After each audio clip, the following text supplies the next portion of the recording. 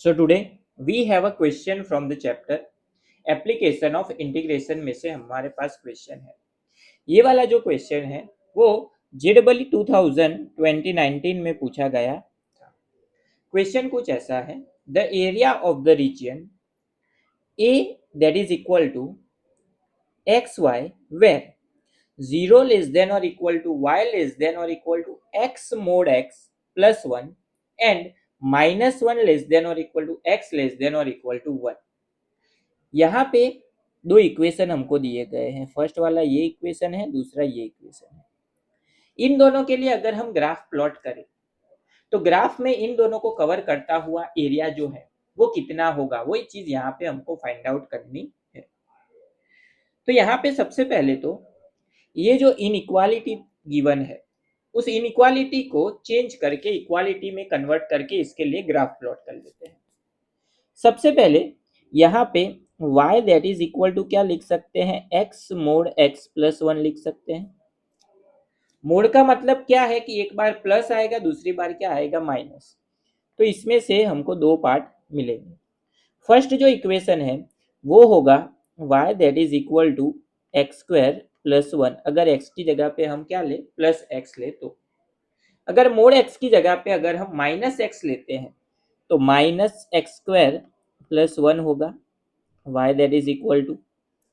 इन दोनों के लिए हम ग्राफ प्लॉट करने के लिए वैल्यूज ले लेते हैं। तो सबसे पहले टेबल बना लेते हैं, x coordinate and y coordinate. उसी तरह से यहाँ पे इसके लिए भी x coordinate and y coordinate. First वाले इक्वेशन के लिए अगर हम x की जगह पे 0 पुट करें तो ये हो जाएगा 0x square, y that is equal to क्या बचेगा 1। तब जब इस वाले इक्वेशन में x की वैल्यू 0 है तो y क्या मिला, 1। अगर इस वाले इक्वेशन में x की जगह पे हम 1 पुट करते हैं तो हमको y की वैल्यू क्या मिलेगी, 1 का स्क्वायर होगा 1, 1 प्लस 1 क्या हो जाएगा 2। उसी तरह से इस वाले इक्वेशन के लिए अगर इस वाले इक्वेशन में अगर हम x की जगह पे पुट करते हैं 0 तो y की वैल्यू क्या होगी, 1 होगी। अगर हम इस वाले इक्वेशन में x की जगह पे पुट करते हैं -1 तो -1 का स्क्वायर क्या होगा, +1। आगे साइन माइनस है तो -1 + 1 क्या हो जाएगा, 0। तो ये हो गए कोऑर्डिनेट। इसको हम ग्राफ पे प्लॉट कर लेते हैं। हमारे पास यहाँ पे स्क्वायर में टर्म है तो इसका जो स्लोप आएगा वो कुछ हमको कर्व पार्ट में मिलेगा। किस तरह से, तो देख लेते हैं। यहाँ पे ये हो जाएगी x एक्सिस, ये हो जाएगी y, यहाँ पे आ जाएगा 0। अभी सबसे पहले फर्स्ट इस वाले लाइन के लिए ग्राफ प्लॉट कर लेते हैं। x पे 0 एंड y पे 1, तो y पे 1 पॉइंट यहाँ कहीं पे हमको मिलेगा, इस पॉइंट पे। उसके बाद सेकंड जो पॉइंट है वो x पे 1 है एंड y पे क्या है, 2। y पे 2 होगा ऊपर एंड x पे 1 होगा कुछ यहाँ पे। तो ये जो है वो कर्व पार्ट फर्स्ट वाला कुछ इस तरह से हमको मिलेगा। ये जो है वो है y that is equal to x square plus 1 के लिए। अभी सेकंड जो इक्वेशन है उसको प्लॉट कर लेते हैं। सेकंड इक्वेशन में जब x की वैल्यू 0 है तब y क्या है, 1 है, तो वो पॉइंट ये वाला ही होगा।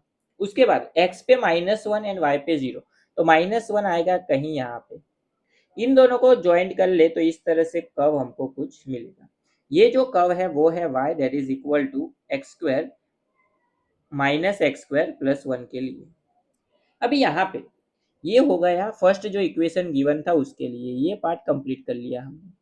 उसके बाद सेकेंड पार्ट में सेकेंड इक्वेशन क्या था, वो तो लिमिट है, -1 से लेके कहाँ तक लेनी है, वैल्यू 1 तक। तो -1 से 1 तक, तो ये पॉइंट भी 1 था, -1 था यहाँ पे, एंड ये जो पॉइंट है वो भी क्या था, 1। तो इन दोनों लाइन को अगर हम ज्वाइन करें तो ये वाला जो पार्ट है वो कितना होगा, वो यहाँ पे हमको फाइंड आउट करना है।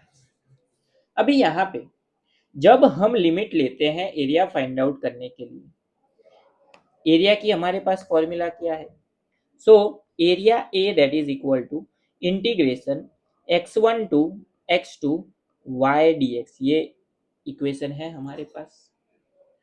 x1 टू x2 क्या होगा, लिमिट होगी।